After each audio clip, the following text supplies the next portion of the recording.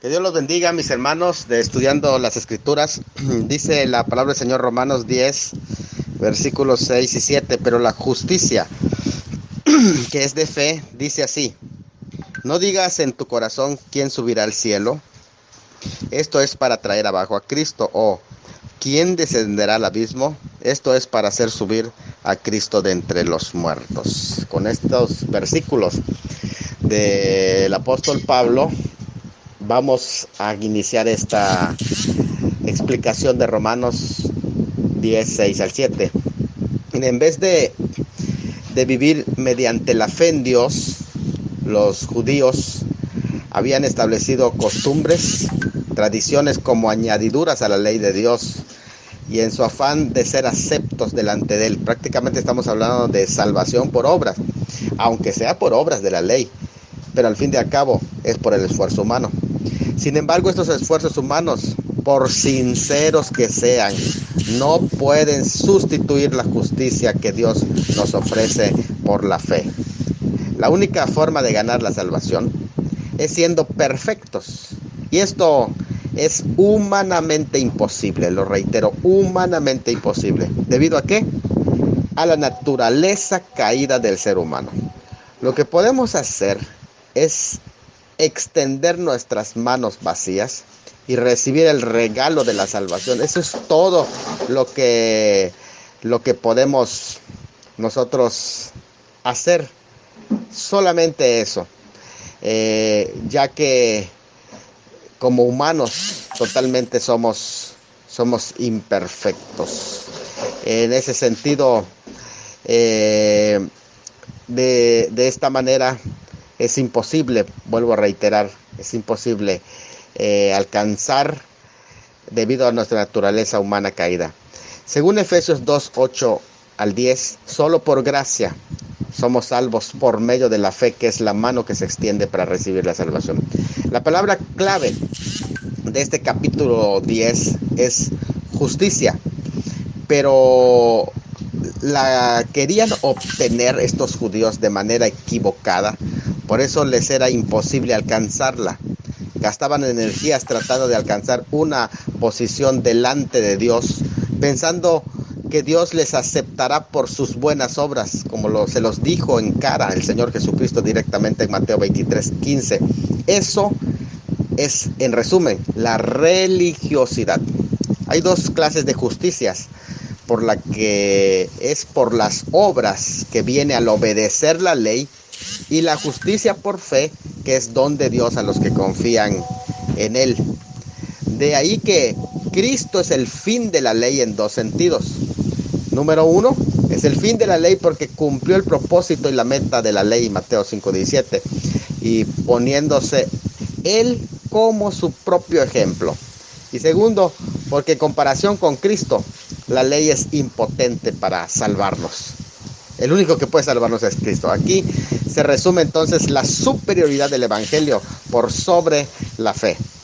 Para que alguien sea salvo mediante la ley, se debe tener una vida totalmente perfecta, y esto es lo que dice Levítico 18:5. Si ustedes tienen a mano Levítico 18:5, es muy claro en este sentido la expresión, porque dice: por tanto, guardaréis mis estatutos, mis ordenanzas, los cuales haciendo el hombre vivirá por ellos, yo Jehová. Es decir, no hay otra forma de ser salvo sino haciendo esas obras. Levítico 18:5.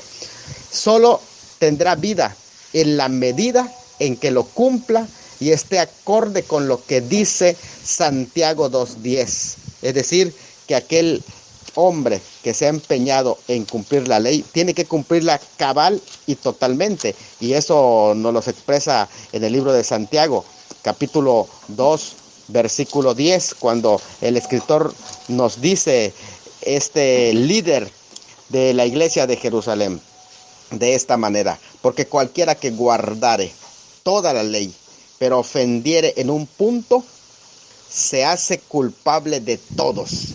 Tú, para ir a la cárcel, no necesitas violar todas. Con una parte de la ley No necesitas violar todo lo que la ley dice. Simplemente con una parte de la ley estás ya bajo esa condenación para irte en la cárcel. Sin siquiera pecar una sola vez. Es la única forma de poder salvarse. Pero esto es imposible sin la gracia de Dios y el poder del Espíritu Santo. Eso lo declara Romanos 3:20, Romanos 7:7 y Romanos 8:3 al 4, a menos que tú no necesites de Dios para poder cumplir esa ley.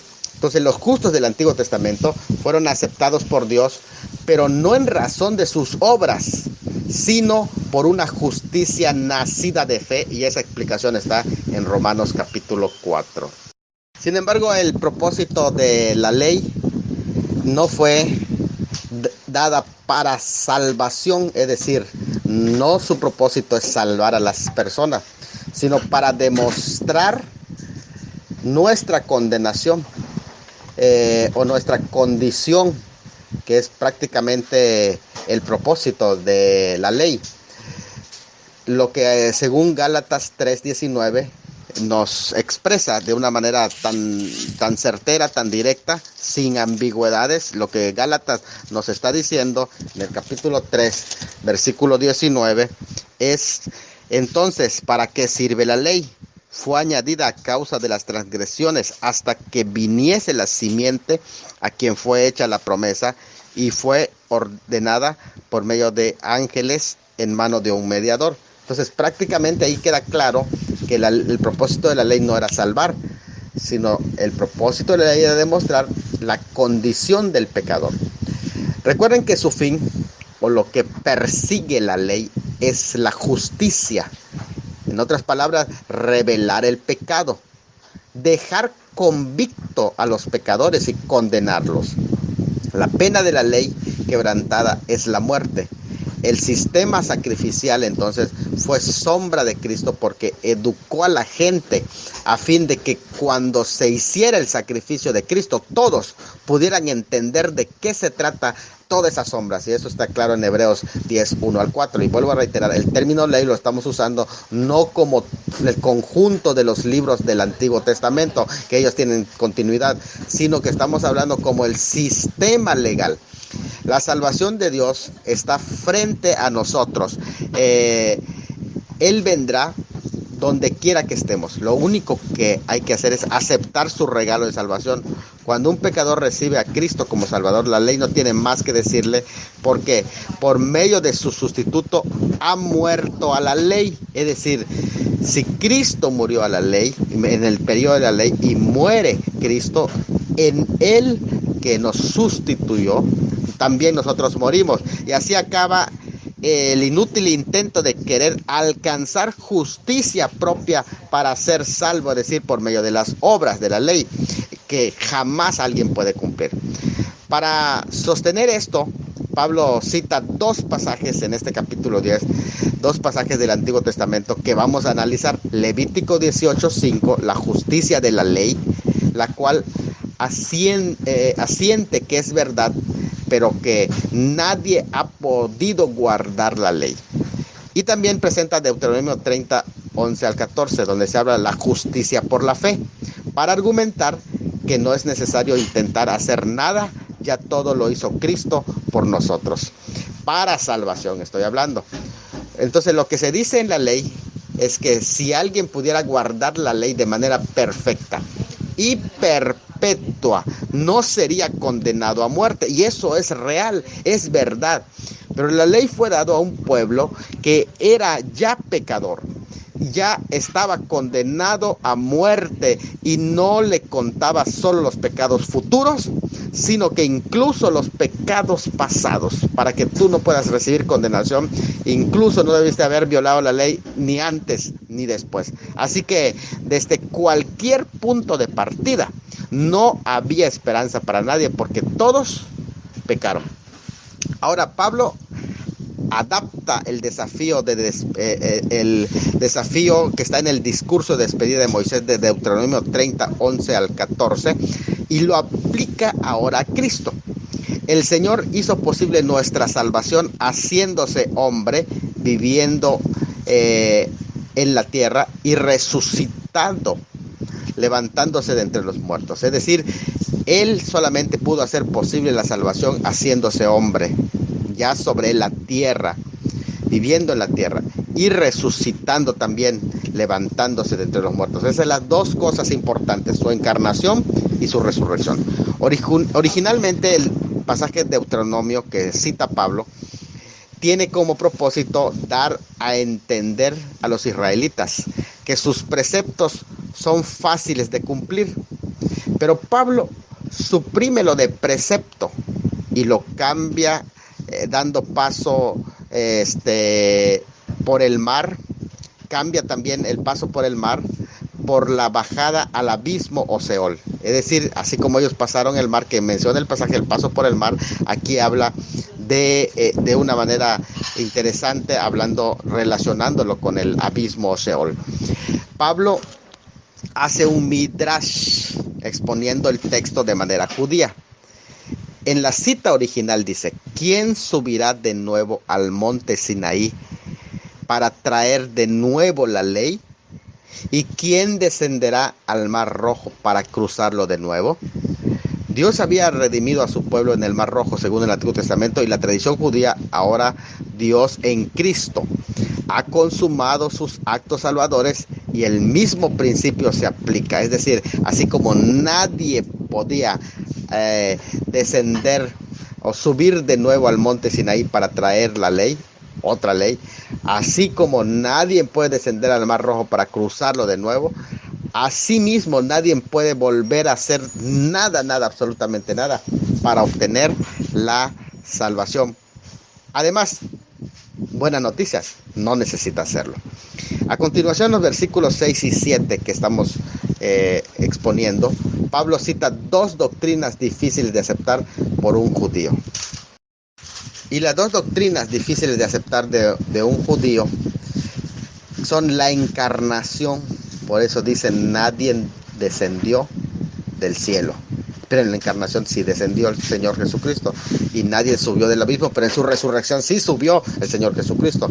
En las dos partes del texto que cita, sin embargo, debe aceptarse si es que se quiere ser salvo, tanto su encarnación como su resurrección. La encarnación ya no requiere pedir a nadie hacer bajar a Cristo del cielo. Primero, por ser algo imposible. Y segundo, por ser innecesario.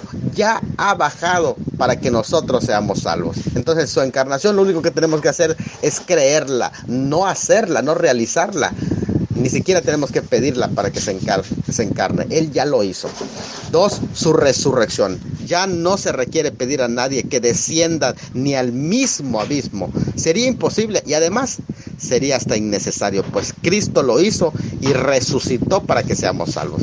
Aquí el término interesante, Hades, de Hechos 2:27 y abismo, abusos de Romanos 10:7, significa más que simples tumbas físicas para la mente del primer siglo, mientras que el destino de los redimidos era estar con Cristo en el cielo, según otros pasajes como Filipenses 1:21 al 24, 2 Corintios 5:8. El Hades era el ámbito de los muertos, asociándolo con su destino definitivo luego al lago de fuego, pero distinguiéndolo de ella, según Apocalipsis 20:14. El abismo o profundidad se relaciona con el alejamiento de la salvación o la presencia de Dios. Cuando se habla del abismo, es estar lo más lejos posible de la salvación, Romanos 10:7 o Apocalipsis 21 al 3. Algunos relacionan el pasaje de Efesios 4:9 con las partes más bajas, como el mundo subterráneo de los demonios, como una referencia a la misma declaración de victoria sobre las fuerzas demoníacas, usan para la resurrección la metáfora de una marcha triunfal de victoria. Así los cautivos que llevó consigo de Efesios 4:8 son una referencia al enemigo y con ello la entrega de los dones a las personas completaría la metáfora como referencia a la repartición de despojos de guerra con los vencedores. La objeción de esto es que la referencia de 1 Pedro 3:18 al 20 no hace mención de espíritus demoníacos, sino personas que fueron hostiles al Evangelio, 1 Pedro 3:14 al 16. Lo central de esos pasajes es, sin embargo, que la victoria de Cristo en la cruz penetró todas las dimensiones de la realidad, incluso el ámbito de desespero y de la rebelión del Hades.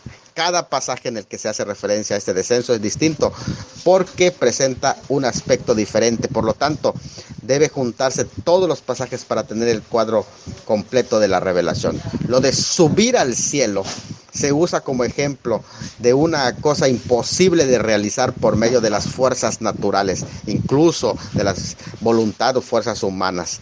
Aplicándolo a Cristo como Salvador, Pablo pregunta: ¿quién puede hacer bajar del cielo al Salvador?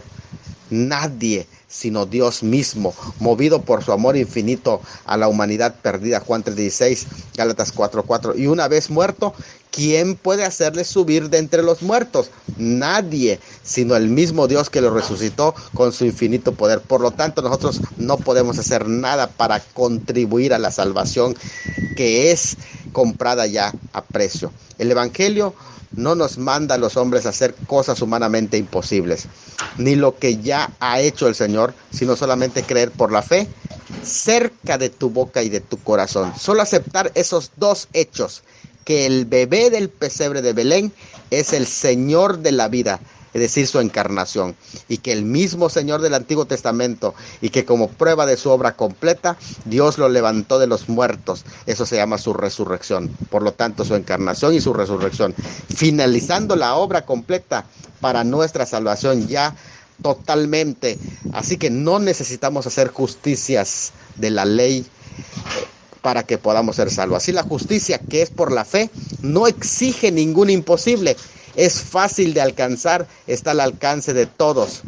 Bástele al hombre recibir en su corazón el mensaje del Evangelio por fe. No hay nada más que hacer para obtener la salvación. Hechos 16:31. Cree en el Señor Jesucristo y serás salvo, tú y tu casa. Ahora voy a tratar de exponer con claridad Colosenses 2:13 al 15, donde dice: y a vosotros, estando muertos en pecados y en la incircuncisión de vuestra carne, os dio vida juntamente con él, perdonándoos todos los pecados, anulando el acta de los decretos que había contra nosotros, que nos era contraria, quitándola de en medio y clavándola en la cruz, y despojando a los principados y a las potestades, los exhibió públicamente, triunfando sobre ellos en la cruz. Ahora pasamos a la iglesia de Colosas. Los falsos maestros ahí habían mezclado, y eso me llama muchísimo la atención cuando estudiamos los oyentes, cómo mezclaron el misticismo oriental con la filosofía griega, cosas que a veces no son compatibles. Pero estamos hablando cuando hablo del misticismo oriental, no me refiero a China y a las prácticas místicas del Oriente, de Medio Oriente, o del Oriente, sino de Medio Oriente. Exactamente, estoy hablando de lo que ya estaban practicando algunos maestros judaizantes. Cuando hablo de la filosofía griega, estoy hablando de la gnosis teosófica propias de los pitagóricos y los platónicos, que eran abstemios de ciertas bebidas y algunas cuestiones, ¿verdad? Y por otro lado, estamos hablando también del legalismo judío, que habían procedido de los nazareos y esenios, que no de todos, pero de una parte, quienes comían solo lo que era kosher o limpio, porque realmente es así. Estos dos grupos llaman la atención de cómo se sumaron, cómo se conjugaron y en qué punto se encontraron. ¿Por qué? Porque a la carne le gusta ser religiosa, siempre que no tengan una cruz donde la crucifiquen, la carne está feliz.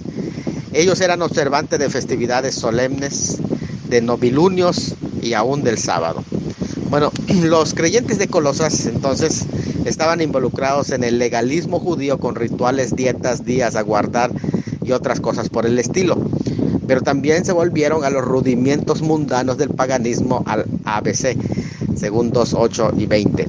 Bueno, tanto del lado del judaísmo como del paganismo surgieron los proponentes de las adiciones a Cristo. ¿Qué quiere decir adiciones a Cristo? Es decir, que no es suficiente creer en Cristo, sino hay que añadirle a la fe algo más, que Jesucristo no es el único, que era uno entre muchas manifestaciones de Dios, y había otros poderes que debían de añadir. Pues son las adiciones, hay que añadirle algo, es Cristo y algo más.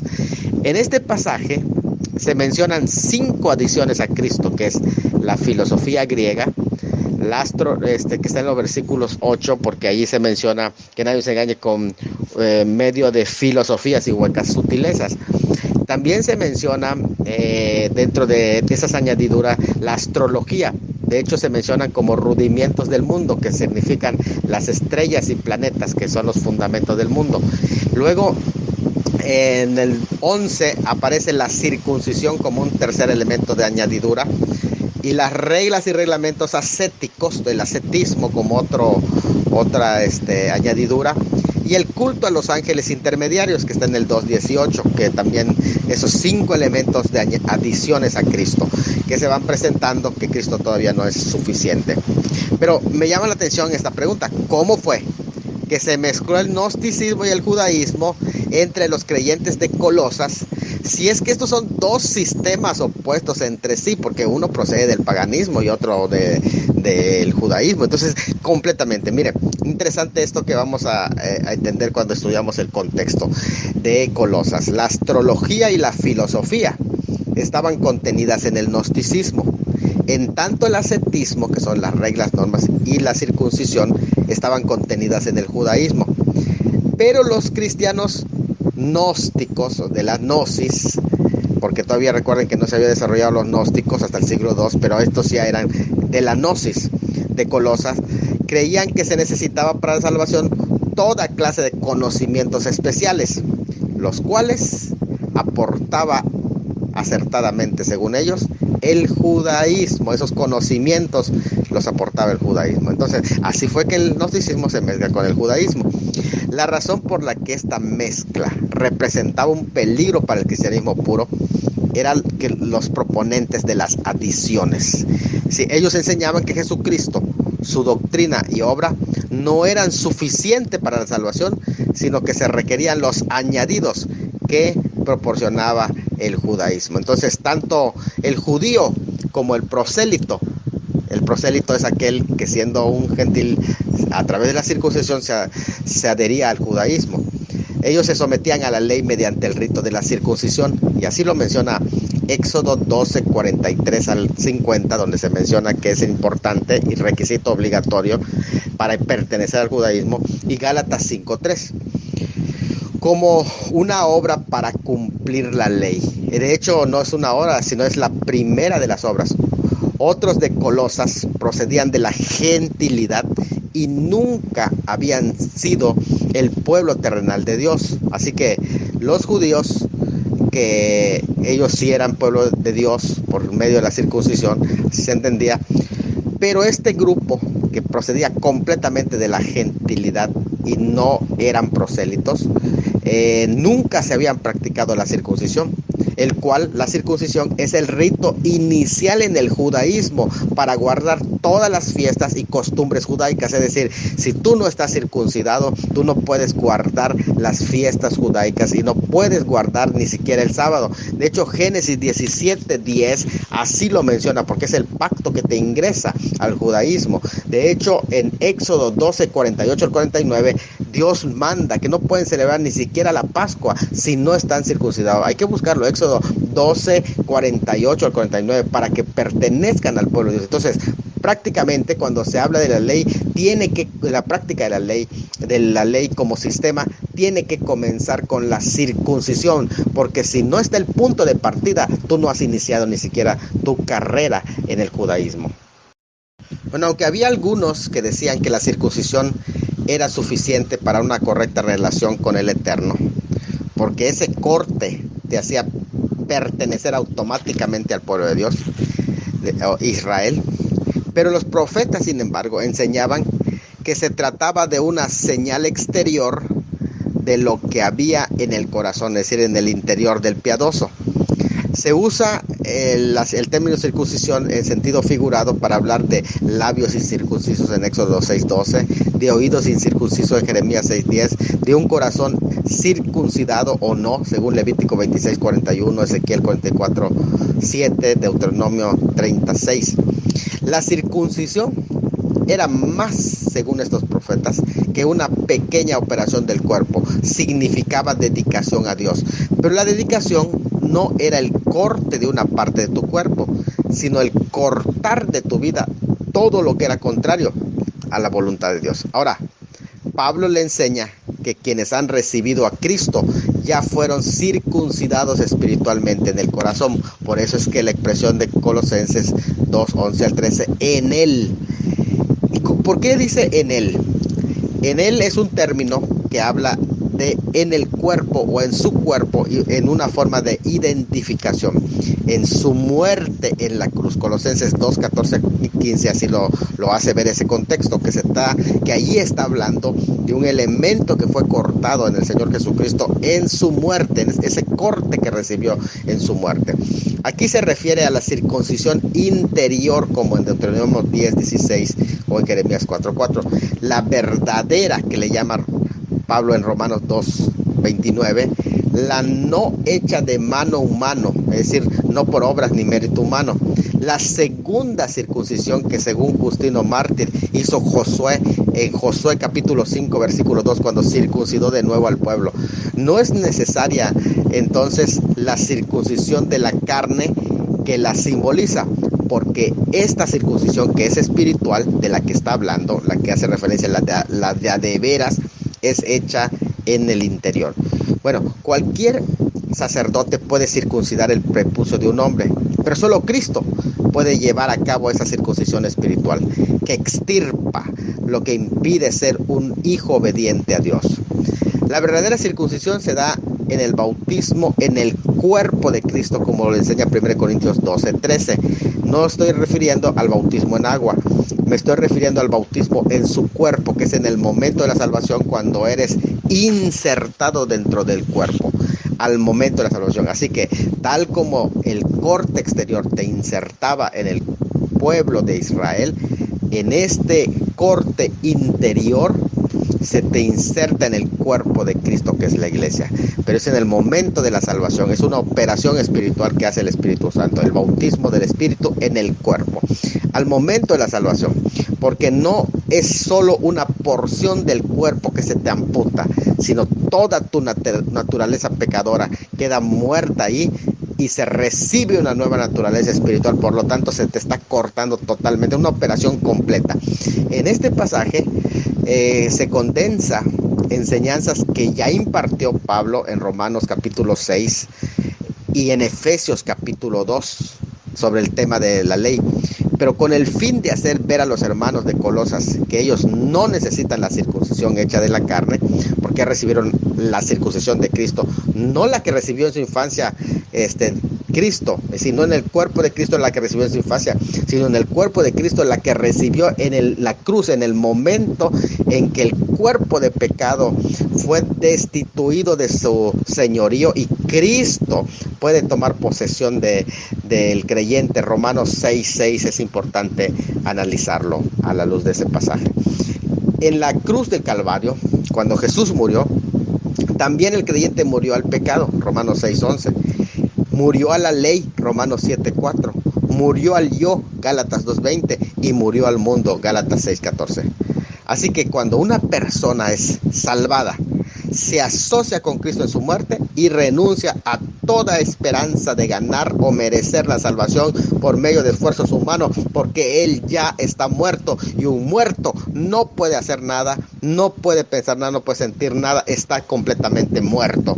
Así que si morimos con Cristo, prácticamente hace 2000 años que morimos, entonces debemos considerarnos muertos y no tratar de obrar en la ley, porque la ley ya no aplica a nosotros, porque para la ley estamos muertos. Miren, el perdón del que se habla en el versículo 13, que se menciona en este capítulo 2, versículo 13, y a vosotros estando muertos en pecado y en la incircuncisión de vuestra carne, os dio vida juntamente con él, perdonándoos todos los pecados, procede de un verbo corriente en el griego que es charizomai, que es otorgar un favor, de charis, gracia o favor, usado para referirse a la cancelación de una deuda, según Lucas 7, 41, 43. De ahí que deber es el término deber, es sinónimo de pecar. Por eso dice, y perdona nuestras deudas. Es sinónimo de pecar en el Padre Nuestro en Lucas 11:4. Es la razón de la cancelación de la deuda de los versículos 2:14 y 2:15 de Colosenses. Entonces, porque pecar es una deuda, por lo tanto aquí el pecado se está viendo como una deuda. De hecho, el siguiente versículo, cuando se habla de un escrito a mano, de papiro certificado de una deuda, que es el queirografón, que se usa como un pagaré. El queirografón es un documento que se usa como pagaré, en el cual se reconocía la deuda que estaba en contra de nosotros. Dice, quedó cancelado, quedó invalidado. Y eso lo dice en el versículo 14, anulando el acta de los decretos. En este sentido es el querografón, quedó completamente anulado. Y este querografón que quedó invalidado es el que estaba contra nosotros, donde se mostraba, se usaba como pagaré, en el cual se reconocía nuestra deuda, y nosotros también teníamos que reconocer la deuda mientras estábamos vivos. Se llama Acta de los Decretos a este documento sostenido legalmente. De aquí que toda transgresión es violación de la ley de Dios. Pero, gloria a Dios, quedó privado de su fuerza legal para exigirnos el pago de la deuda. Cuando Cristo murió como nuestro sustituto en la cruz, morimos con Él, y por lo tanto a un muerto no se le puede cobrar absolutamente nada. Al quitarlo de en medio de nuestra vista, la lista de cargos que exponía todas las deudas que habíamos reconocido y aceptado, luego igual quedaron suprimidas porque las quitó de nuestra vista, según el versículo 14, anulando el acta de los decretos que había contra nosotros, que nos era contrario, quitándola de en medio, nos las quitó de nuestra vista, y no solo eso, y clavándola en la cruz.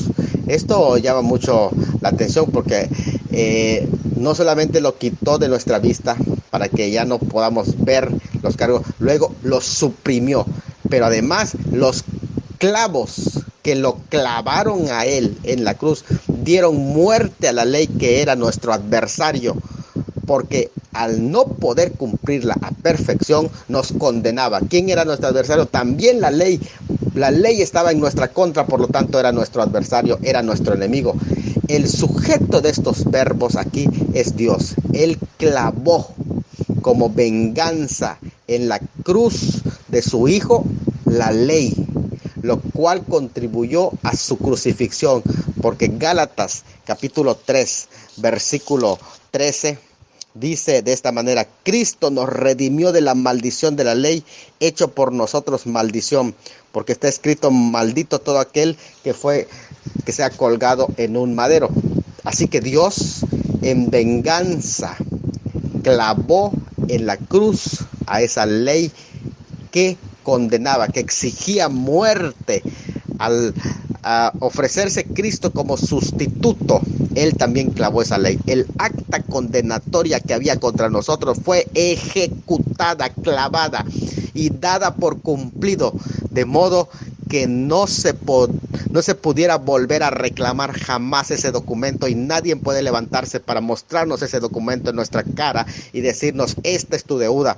Aquí se refiere a la antigua práctica de clavar la evidencia escrita de la cancelación, tachados con una X, de una deuda en un lugar público, como avisa a todos los que el acreedor ya no tenía más demandas sobre el deudor. Pero es algo más todavía. De ahí que en la cruz fue vencido el pecado, no solo como culpa, sino también como poder. Aunque ese poder continúa en el fondo de nuestra naturaleza caída, pero ha sido abolido legalmente, según Romanos capítulo 6, versículo 6. Y aquí se menciona algo interesante: a las huestes espirituales de maldad, como se dice en Efesios 6:12, es donde el pecado tiene su cuartel general, pues ahí vive su jerarquía, el maligno, Primera de Juan 5:19, y su equipo de principados y potestades, según Colosenses 2:10 y 15, 1 Corintios 15:24 y Efesios 3:10. 4:8 también de Efesios, porque allá dice, anulando el acta de los decretos que había contra nosotros, que nos era contrario, y quitándolo y clavándolo en la cruz, y despojando a los principados y a las potestades, los exhibió, porque recuerden que allí es donde el pecado tiene su cuartel general, se va más allá, y de hecho es el pecado el que usan estos espíritus malignos.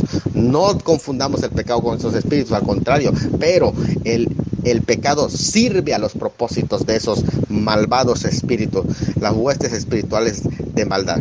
Algunos intérpretes consideran que existe una jerarquía angelical, tronos, potestades, principados, autoridades y dominios, pero lo que en verdad resalta el contexto de los pasajes que hemos citado es la sujeción de los ángeles y demonios a Cristo, el Señor de todo, como lo dice Romanos 8:38 y Colosenses 1:16. Su muerte, sepultura y resurrección fueron un glorioso triunfo sobre las huestes del infierno y Satán, enemigos espirituales. No los únicos enemigos del creyente, pero sí son enemigos espirituales del creyente también.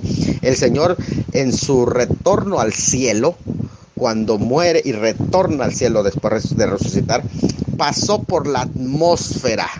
Al ascender al cielo pasó por la atmósfera, es lo que está diciendo este pasaje, el mismísimo lugar donde está el dominio de la potestad de los aires, según Efesios 6:12, pero pasó por allí y ellos quedaron completamente callados cuando le vieron pasar. Pasó por ahí para subir a todos los cielos, Efesios 4:9 al 10. Esto debía consolar a los convertidos desde el demonismo allá en Colosas, que seguían obsesionados por el temor a los malos espíritus, y no deben temer porque Cristo ya los ha desarmado por completo. Los gnósticos se sentían absortos por toda la cuestión de los ángeles, pero Cristo es la cabeza sobre todos los seres angelicales, y sería ridículo ocuparse de ellos cuando se puede tener a la cabeza al creador de los ángeles como objeto de nuestro afecto. Así que ninguna añadidura, culto a los ángeles o cualquier otra cosa, es ridículo todo lo que le añadamos a la fe, porque Cristo es superior a todos ellos. Él triunfó, como vamos a ver en el próximo audio. Entonces llama la atención cómo triunfó sobre ellos, sobre todo ser angelical. Y ese triunfo se describe en las siguientes tres metáforas. Primero dice, los despojó, es decir, les quitó las armas y el uniforme. En otras palabras, desarmados y desnudos, porque eso quiere decir despojar. Les quitó ese uniforme oficial que tenían para aplicar la ley. Desnudos perdieron, ya no tienen las prerrogativas que gozaban con la complicidad de la ley, nuestra enemiga. Además los exhibió públicamente y los expuso a la irrisión. Ahora son objeto de risa. Cuando ven cómo van exponiéndolos públicamente, todos se pueden reír de esos principados y demonios. Tercero, triunfó sobre ellos en la cruz. Y aquí el término cruz es stauros.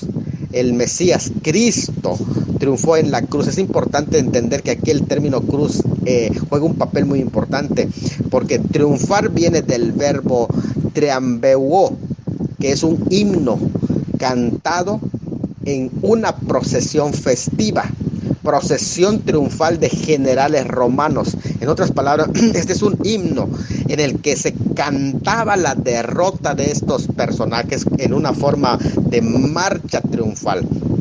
Es llevar en una procesión con olor de muerte, según de Corintios 2:14. Esta, sin embargo, es una procesión voluntaria con olor de vida también, porque todos los que están en la procesión allí tienen ya una vida, pero los que van siendo expuestos, ellos son los que huelen a muerte. Todo lo que se necesita entonces, ¿quién lo ha logrado? Lo ha logrado Cristo en el estauros, en la cruz. Así como el agua del bautismo de Cristo fue símbolo de su sufrimiento en la cruz, según Lucas 12:50, su circuncisión de niño prefiguró su acción de echar fuera el cuerpo cuando llevó nuestros pecados en el Calvario. Si nuestra circuncisión espiritual en Cristo es más maravillosa que los ritos físicos, está diciendo Pablo, ¿por qué tenemos que reemplazar a Cristo por Moisés? Si es más maravillosa la circuncisión espiritual que tenemos. ¿Y para qué tener un corte físico en vez de una operación espiritual en el corazón? Eso es lo que está diciendo Pablo. La circuncisión física echa fuera un pedazo de carne, pero la circuncisión espiritual echa fuera la naturaleza carnal. Cuando nos bautizó en el cuerpo, las leyes del antiguo pacto son puestas a un lado, quedan inoperantes para los que ya estamos muertos, porque cuando estamos insertados en el cuerpo morimos a nosotros y vivimos para él. Romanos 7. También Satanás ha sido derrotado completamente según el versículo 15. El apóstol presenta a Jesús en este pasaje, como hemos visto, como un gran conquistador, desfilando en un triunfo cósmico, llevando detrás a los poderes del mal que usan el pecado para hacer cautiva a la humanidad y los expone derrotados para siempre. No se necesitan más cosas. Eso es un argumento para hablar de la suficiencia de Cristo sin necesidad de intermediarios gnósticos de ningún tipo, porque Él ya lo ha hecho todo según Colosenses 2:10. En Él estamos completos, no nos falta nada. Los príncipes de este mundo que Pablo menciona en 1 Corintios 2:8, incluye a los de Colosenses, según 2:15. Son ellos los que no se percataron de la sabiduría oculta de Dios. Su estrategia militar les falló, que había decretado Dios para que allí en la cruz fuera la gloria de Cristo y su pueblo. Ellos no se imaginaron que esa estrategia que planearon de matar, de crucificar al Hijo de Dios en ese tauros, que es en esa cruz que ellos hicieron como estrategia para querer avergonzarlo, ellos fueron derrotados en esa misma cruz, que si el mismo madero vergonzoso se convirtió en la carroza triunfal del vencedor, en el cual sus cautivos son conducidos en profesión confesando su impotencia y la superioridad del vencedor. Por lo tanto, ellos ahora cautivos, desnudos, desarmados, y ya no pueden usar la ley para acusar porque ya están desuniformados, desnudos, los despojó. Ellos ahora solo se lamentan pensando: de haber sabido, no lo hubiéramos crucificado, porque esa cruz representó nuestra derrota. 1 Corintios 2:8.